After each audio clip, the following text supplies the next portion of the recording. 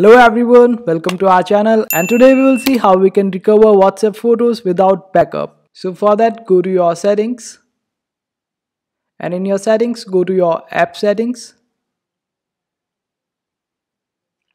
Click on manage apps, and here search for WhatsApp.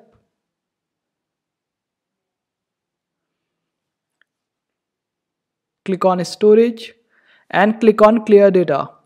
And after that, before logging into your WhatsApp, go to your file manager, and file manager go to all files, and here select internal storage. So in internal storage, search for WhatsApp's folder, and here it is. Click on it, then go to databases, and here select all the files in databases. Then click on copy these files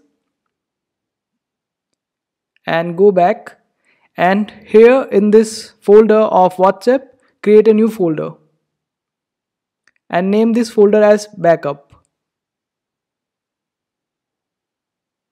Open this backup folder and paste the files that you have copied from database folder.